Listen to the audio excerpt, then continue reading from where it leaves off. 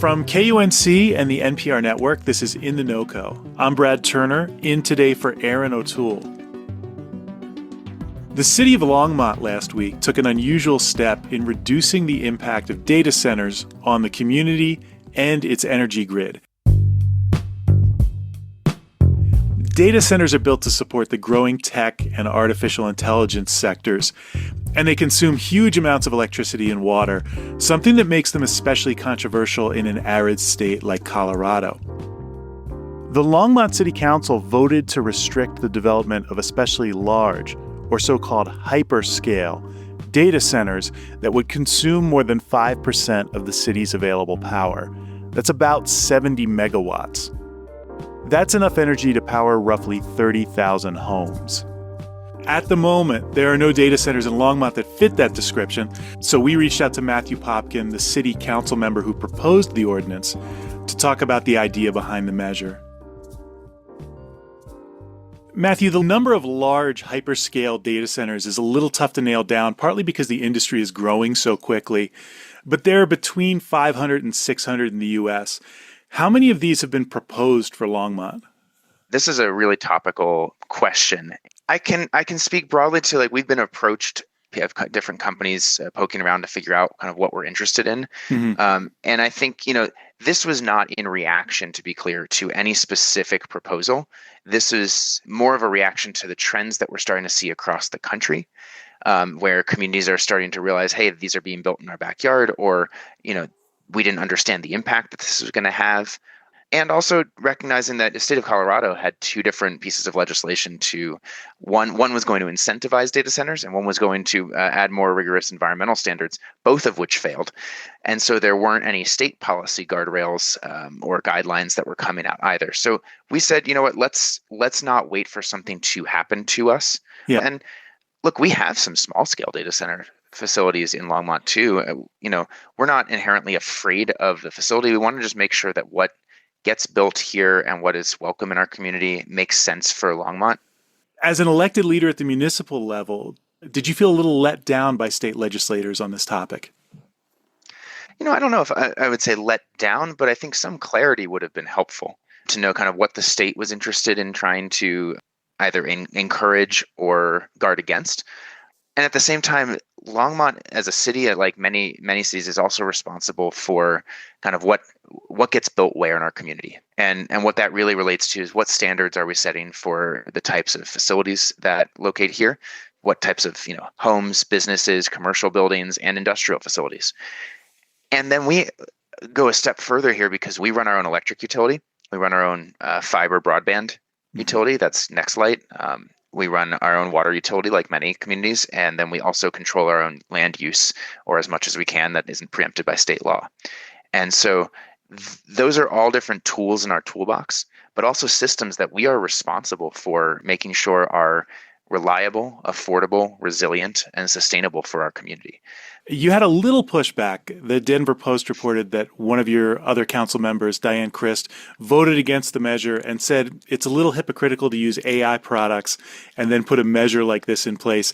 What's your response to that reasoning? Whenever we think about kind of the types of facilities that we're actually going to build and welcome in our community, we don't build a power plant right next to homes. So, I don't think it's hypocritical at all to think about what type of facility makes sense where, especially when you start to plan facilities next to more dense populations. I think that's a responsibility that we have as a community to think about. I've been using a smartphone for 15 years or so, and that's stored data somewhere, but the scale of the facilities isn't the same. We're talking about a very different type of industrial infrastructure and a different type of electricity use, and a different scale of electricity and water and resource use, and other quality of life impacts that we weren't seeing from those small scale facilities. And so I think that should beg the question of, do we need to rethink our approach here? We distinctly took two tracks. One, hey, let's ban the hyperscale facilities from our community. And then let's look at the non-hyperscale facilities and say, how do we want those to work with our community? There was some conversation by council about whether this would be considered an anti-business measure or send an anti-business message. What do you say to that concern? I get why people saying bans or prohibitions feels anti-business. Data centers come in all shapes and sizes. And I think something that is hard for people to fully grasp is the scale of these facilities. So just to give your listeners some context here, the largest power user in Longmont right now is 7 megawatts. That's a tenth of the floor that we set for these hyperscale facilities from our restriction. So that's the largest power user, whether it's a public or private sector. Everyone is within that threshold.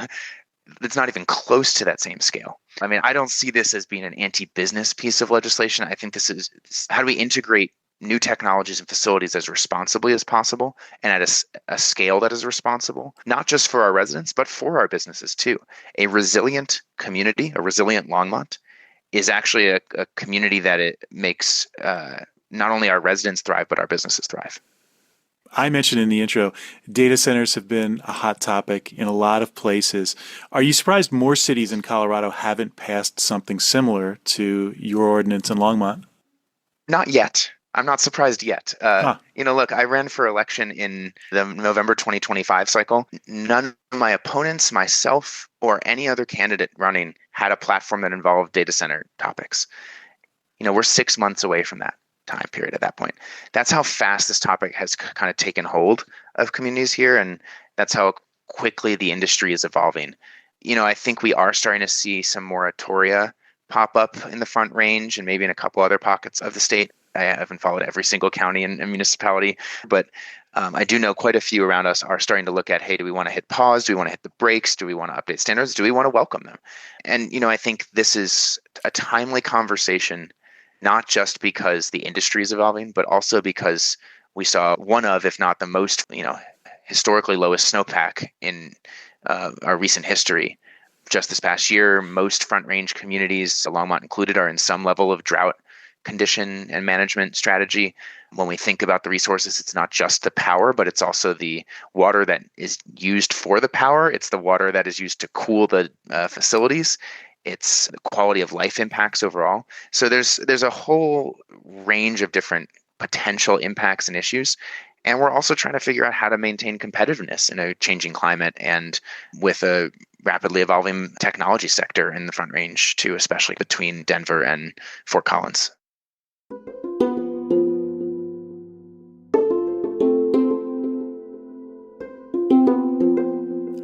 Matthew Popkin of the Longmont City Council proposed a newly approved ordinance that bans massive hyperscale data centers from being built in Longmont.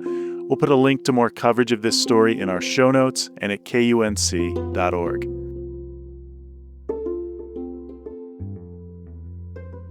If you have feedback on this interview or any interview you hear on In the NoCo, drop us a line. Email noco@kunc.org. That's NOCO@kunc.org.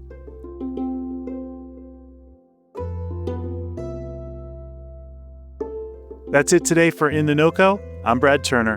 Thanks for listening.